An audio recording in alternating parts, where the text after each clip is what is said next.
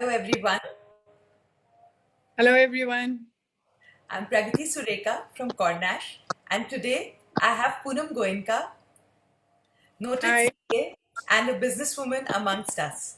She's someone who runs multiple companies with aplomb, at the same time has a very steady, calm mind, which helps her take strategic decisions. So tell me something, Poonam. How has the lockdown impacted you?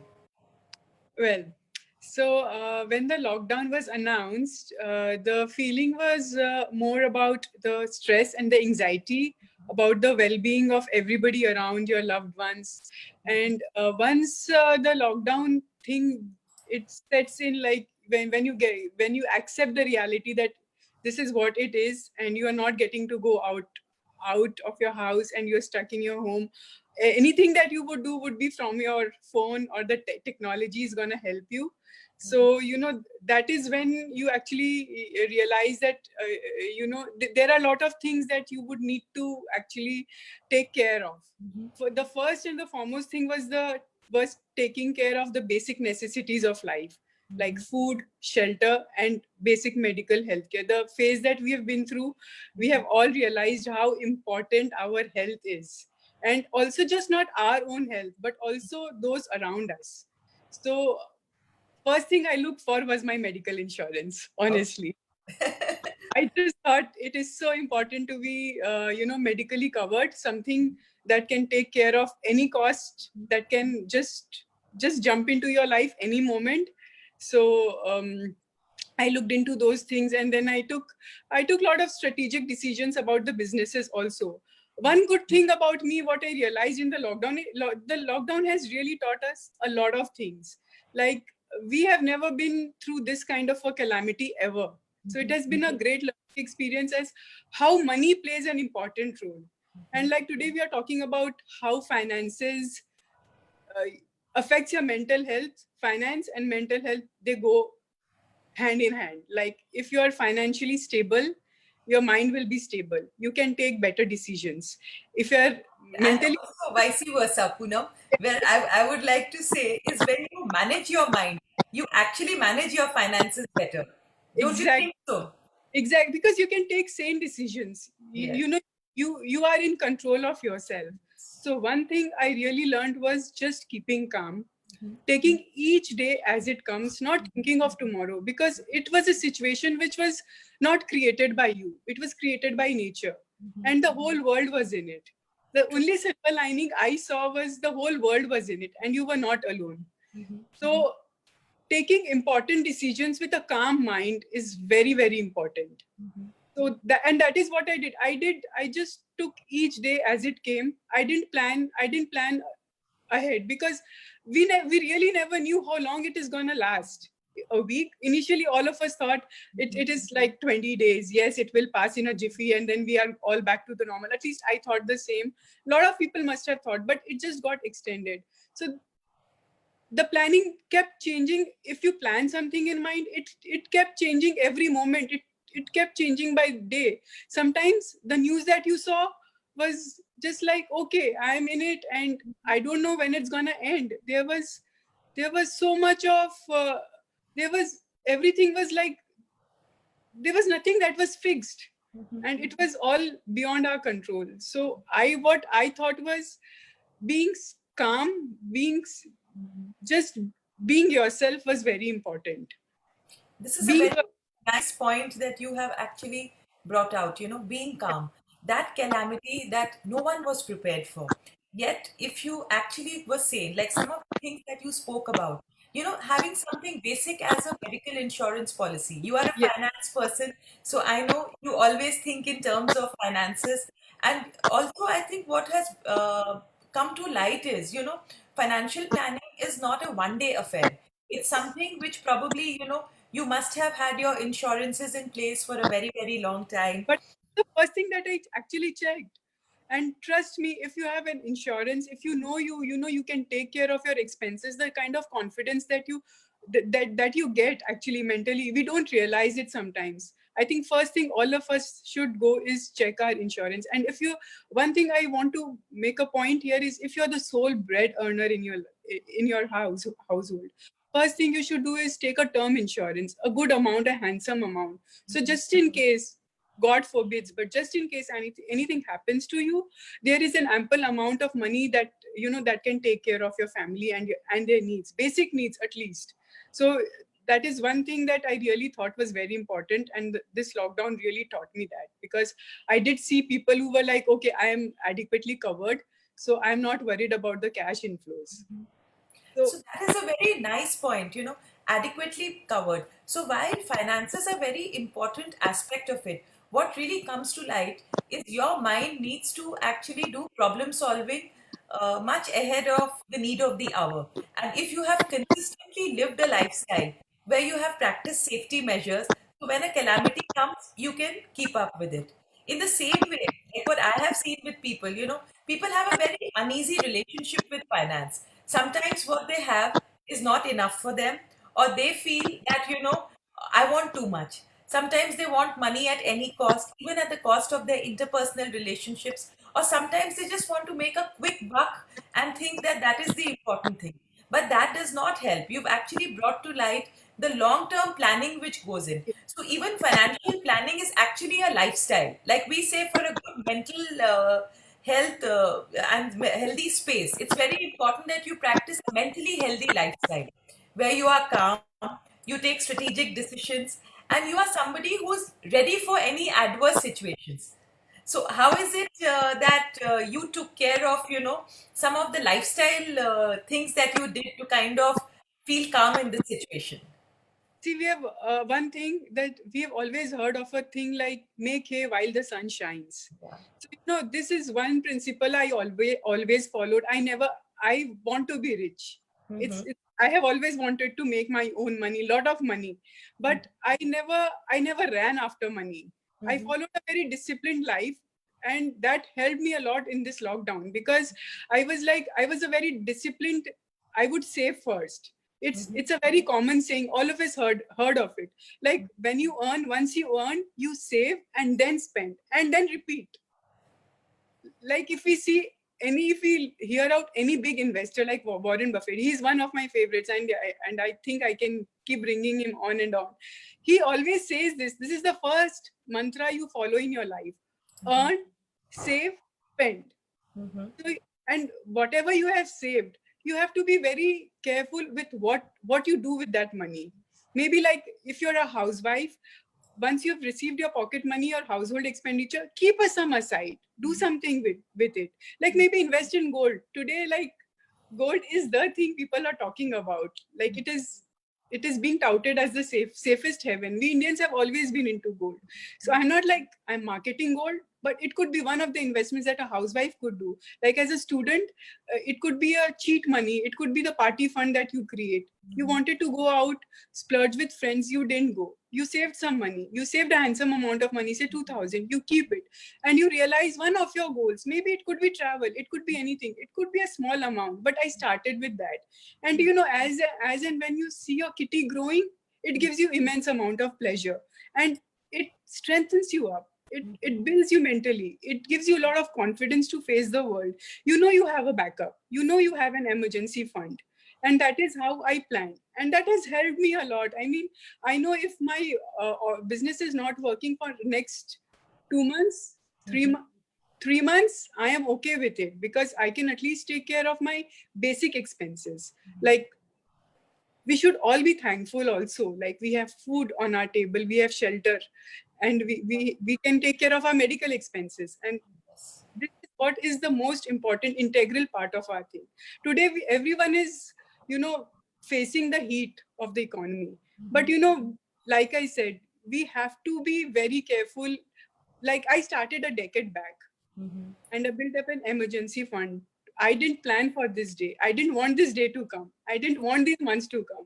Nobody wanted it, but it did.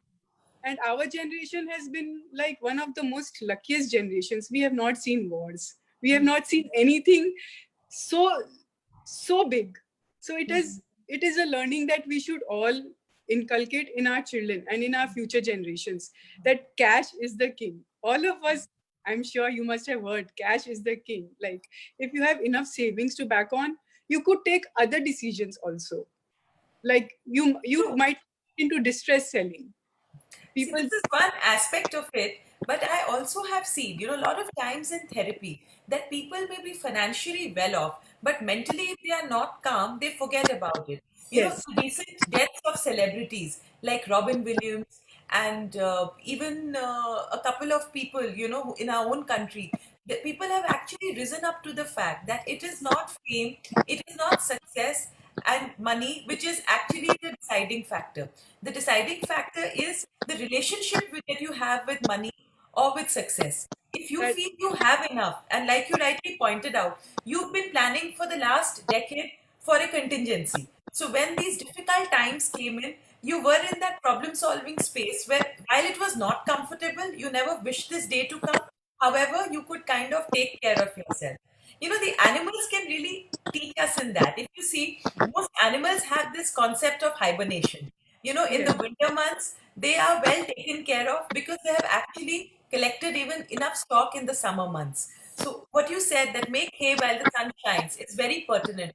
Most of us have a very uneasy relationship with money. Till money is there to take care of your basic needs and your wants, it's a very healthy relationship you can have with money.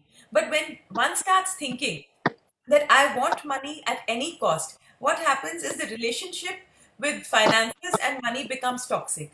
We as therapists many a time see people may have mounds of cash and mounds of money, but if here they don't feel secure, no amount of money makes them secure. So, how is it that you work at feeling secure apart from just finances? What are the other things you do to feel secure? I would love to know. like the point that you made, there is always a difference between a need and a want. Yes, Everybody can have enough for everybody's need, but not greed. So yes, true. that satisfy our needs and not wants and greeds. And what gives you satisfaction is a very personal thing. Like I did a small SWOT analysis in the lockdown because I was, there were days when I would just, it's not like I've been calm every day. There have been days when I've just not felt like getting out of my bed, and I didn't. I listened to my body, I stayed. That brought me down. But what I understood, but what was my SWOT, and I did a SWOT analysis on myself, and I realized that okay, I might not have the cash inflow coming in, but I have relationships with my vendors, with my suppliers, with my customers. I had a goodwill, I had a brand to look after, so that would see me through. Just not money. And like, if you get support from your staff, if you get support from your employees, and they say no, we are there with you, it gives you immense amount of mental satisfaction that it was just not the money that played an important part in your life. It is your integrity, it is the principles and the values that you work with or for. Like, if you have built up good relationships with your bankers, for example, and you have a debt or a loan to service, and you talk to them, they will help you. Because you the mere satisfaction of I have serviced my debts at every day on the 7th of the month does not mean you can do it at this point, but you can obviously talk to your bankers based on your past relationships. So I just thought that it was not the money that builds you up. It is also lot of integrity, it is lot of values that you build up. An organization is never just money, it is just never the balance sheet. Actually, It it's a very nice, pertinent point that you are making, because a very important facet of being mentally healthy is your interpersonal relationships. What are exactly. your relationships with your family members, with your friends, and people at work? The vendors, the people who work for you. A lot of people feel that that is not an important aspect of it. But in your work, if your staff work for you diligently and you have a good rapport with them, it becomes a nice space. Mentally you feel a lot calmer and it's easier to generate money. Money always flows in an environment where there is satiation and overall people are more or less happy with the way they are conducting themselves with their vendors, with their staff, and like you said, that goodwill. There is no goodwill is priceless. Integrity and goodwill is not something which is cultivated over a day. It's something that one nurtures over a period of time. So, what is it that you want to tell everybody? That what is that single most important thing that brings in a mindset of abundance or something which will make them feel that they have enough? Because most people feel that they don't have enough. How do they give because they don't have enough? So, what could people do? what attracts what attracts abundance is giving. What attracts abundance to me is charity. Even if you give a small part of what you earn to someone who really deserves it, it brings abundance, just not money wise. It brings abundance in mental health, in your in it gives you a huge ego boost. Like, I come back again to one of my favorite persons, Warren Buffett. He's just not known as a big, as a one of the richest person in the world, or Bill Gates, for as an example. They are just not known for the money that they have. They are also known for the kind of charity work they do. They will all go down in the books of history for the charity, for the wonderful charity that they have done. Yes, God has been kind to them. God has blessed them with a lot of money, abundance, but so are we blessed. The fact that all of us can have a live chat on Facebook, it it implies we have a phone, we have internet connection, we have roof over our heads, and there is definitely food on our table. So True. we are all truly blessed. So why not just give back what we have? And giving back attracts abundance, just not money. If you give, you attract like a lot of mental. It is like a selfless work. It is like you work for others. It's a great feeling to see somebody smile because of you. It is that you get. True, true. I totally agree with you, because with finances, this attitude of abundance is what creates a very easy, mentally healthy relationship with finances. Most people, if you suffer from that mindset that I don't have enough, then you are never grateful for things. No one, like, there's a story of King Midas, which I always liked, if you've heard or not. There was this king who wanted everything to turn to gold, and he was Yes. completely obsessed with it, up to the point that the food that he wanted to eat, when he was given a boon that it would all turn to gold, and he felt that it was okay. But there came a day when he touched his daughter, and his daughter turned into a statue, and the food turned into gold. So we can't, finances, money have their importance, but more important than that is that feeling of abundance. You could have lots yet feel have uneasy sleep in the night because you don't know how to keep it secure. You don't know if someone will steal it away because you've not managed your money properly. Or you could be someone on the streets. Many a times, sometimes when I drive by in the night, I see these beggars. They sleep so peacefully.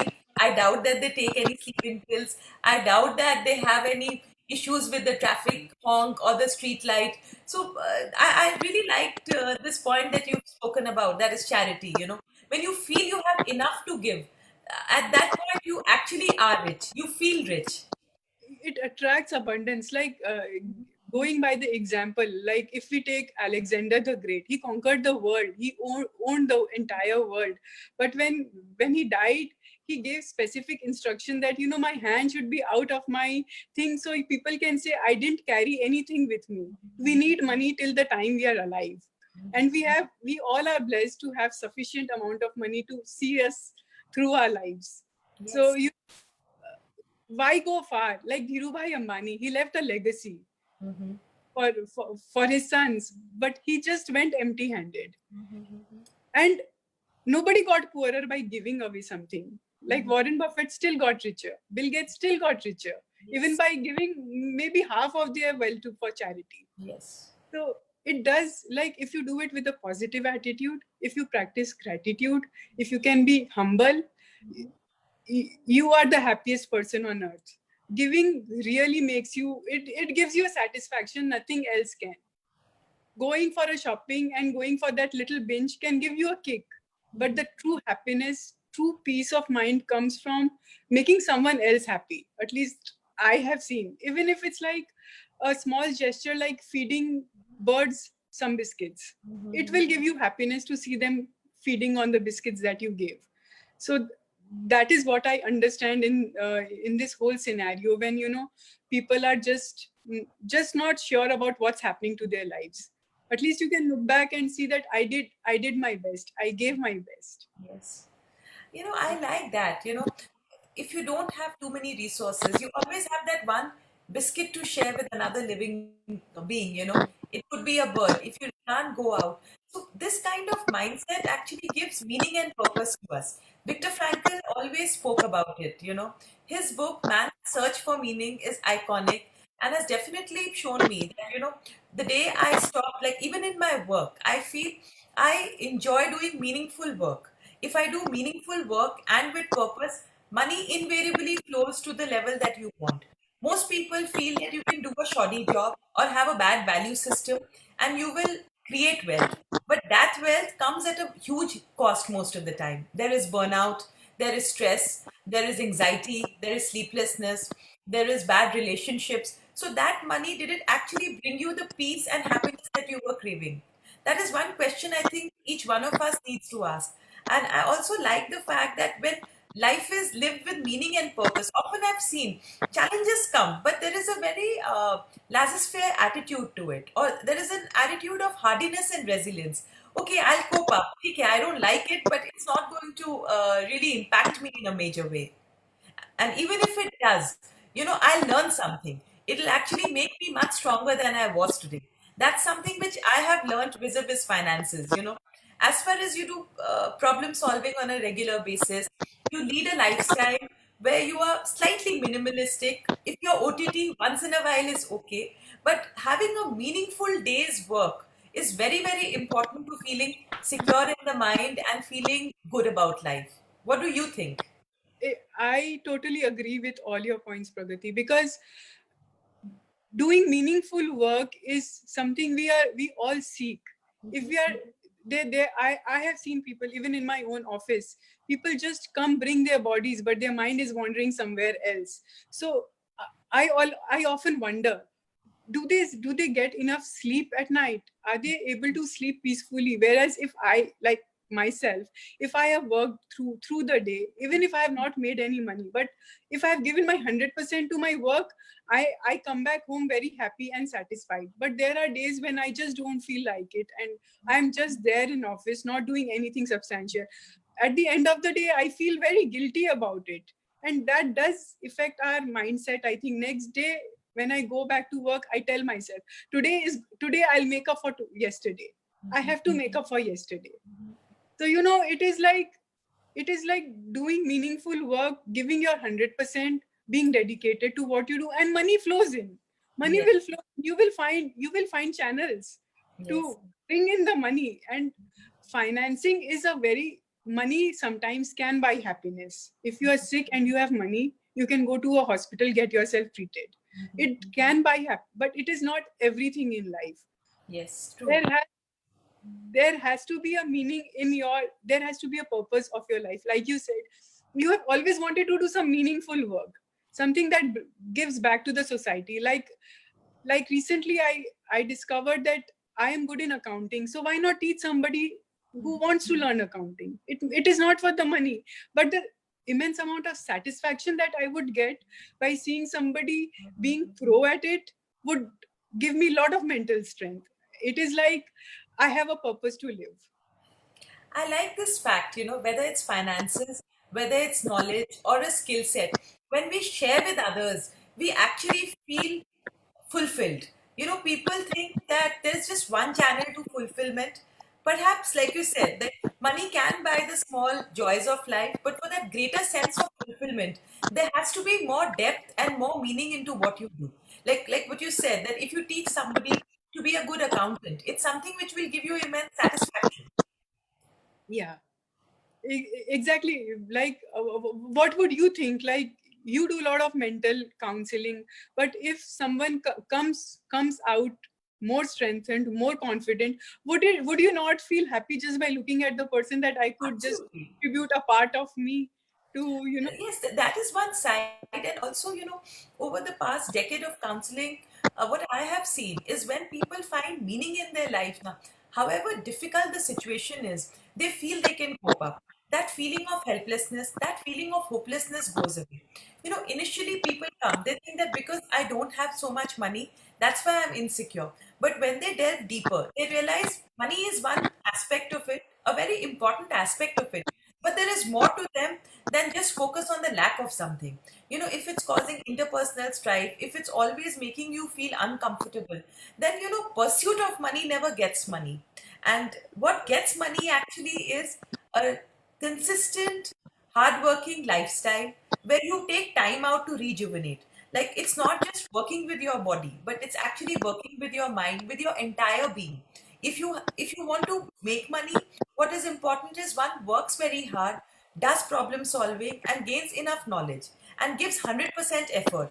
Most of the time, the reason for so much unease, what I have at least seen with people, is because they are not willing to put in the hard work. But everyone wants the Easy type of returns. easy money is what we say. It never comes. Like you said, if we face challenges, it only strengthens us. It brings that confidence that I can do it. I have done it in the past. I can still do it. Now, tomorrow, if we face another calamity, we are all sort of prepared that, yes, this is what happens in a calamity. And I have seen through it and I will see through it. So that is what gives you a lot of courage to actually face the situation. Money money will flow in if you give 100%. If you have the skills to do it, it will certainly come. But with a right frame of mind, just by being calm, just by being dedicated to your work, just by taking the right decisions. And right decisions come only with a very stable mind. If we are angry, if we are agitated, can you take a decision? If Of you are, course not. can you take a right decision? Not even thing. And you think you can, with an angered mind or with a disturbed mind, you can take a decision for your business or your corporation that you run on behalf of like 100 other people?